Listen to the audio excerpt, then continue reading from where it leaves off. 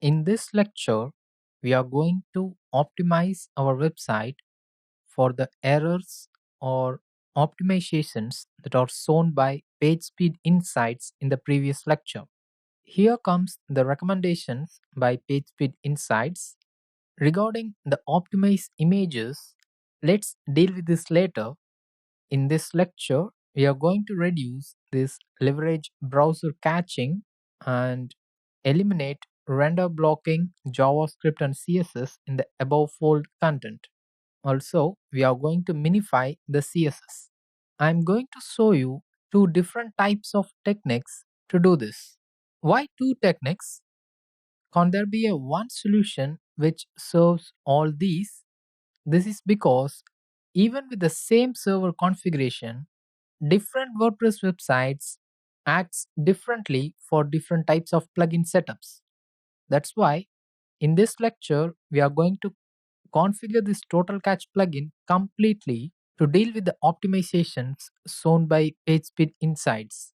If it doesn't solve these issues, then we will move to the second technique where we are going to install some other plugins and they will act together instead of this total cache and they will solve these issues. I have two other websites hosted on the same server, but for one website, when I configured total cache plugin completely, it solved all the issues shown by PageSpeed Insights. Whereas for another website, it didn't solve the issues shown by PageSpeed Insights. So let's try configuring total cache first. Let me enable disk enhanced for page cache and click save all settings. See, the disk enhanced is not working in this website. So let me try disk basic, which should work. If disk enhanced works for your website setup, then go for disk enhanced. If it doesn't, then move to disk basic. As we have seen in the previous lectures, enable Minify and click manual, then click save all settings. Also double check that the tick mark is checked. If it's unchecked, then we need to change some of the settings to make it enabled. Also double check that the object cache and browser cache are enabled. Now move to browser cache tab. Here you need to click set lost modified header, set expires header, set cache control header, set entity tag, set W3 total cache header. If HTTP compression is enabled for your server site wide, then untick this because compressing the same content twice doesn't give you a higher compression but just unnecessarily takes the resources of your server.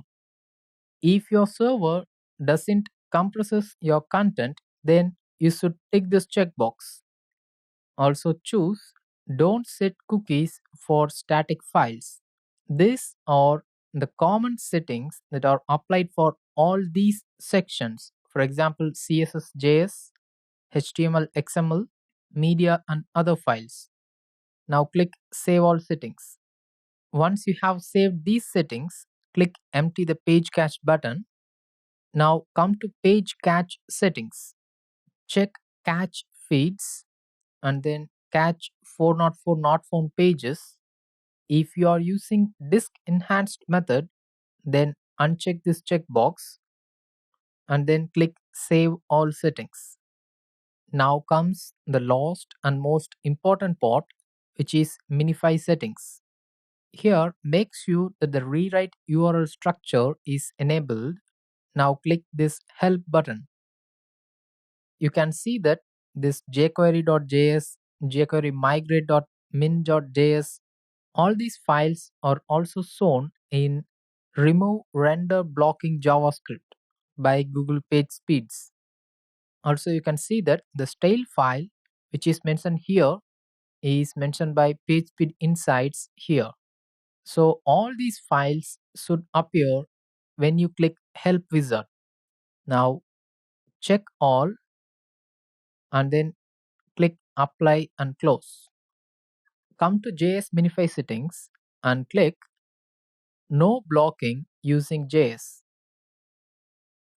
for both before head, after body, and before body. Also select preserved comment removal and line break removal. Now come to CSS. Don't click combine only and click preserved comment removal and line break removal. Now click save all settings.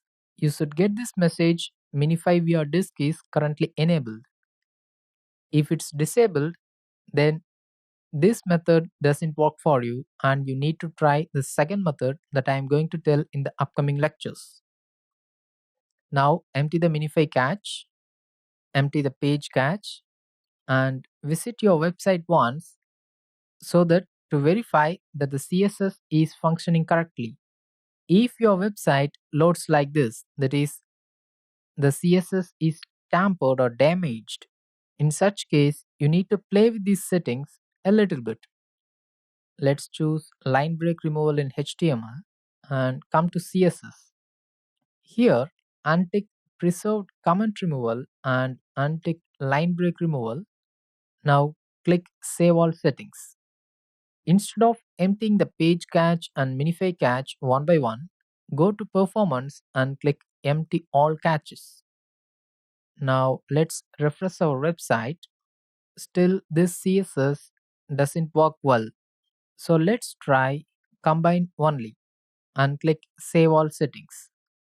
Sometimes minification creates problems like this, and in such cases you need to use only combine only. If your site doesn't display well even after choosing combine only, then you need to uncheck the minification of CSS. So let's disable CSS minification and click save all settings.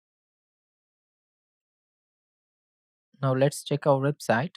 See, now it loads well, isn't it? So let's enable it back and let's delete this style CSS alone. And now click save all settings and try refreshing your website. So the only CSS file which creates problem for me is the style.css file. Other than that, I have minified all other CSS file in my website and the site speed is considerably good compared to the previous site speed. Let's give another check in PageSpeed Insights. See, our render blocking for JavaScript files which appeared before have gone and now only these three CSS files are blocking. Also, the server response time has got improved from 1.2 seconds to 0.82 seconds. So minifying JS is a success, but minifying CSS is comparatively a failure using W3 Total Catch. So let's try one more thing, that is inline CSS minification, and click save all settings. When you are trying in your website, do exactly in the order I have shown you, because inline CSS minification will remove the errors that are shown by PageSpeed Insights, but in some cases they may slow down the page loading time of your website. I have clicked empty the page cache button. Now let's refresh it. It will take some time to clear the cache and catch the page again. So we cannot rerun the test for 30 seconds. So once 30 seconds has passed, we can analyze again.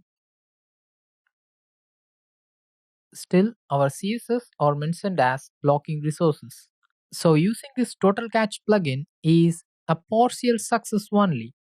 That is, we have optimized our JavaScript files from blocking to non-blocking, but we are not successful in minifying or unblocking these CSS files. So disable CSS minify settings and click save all settings. Now click empty all caches and check your website physically once. Now let's see GTmetrix Speed 2.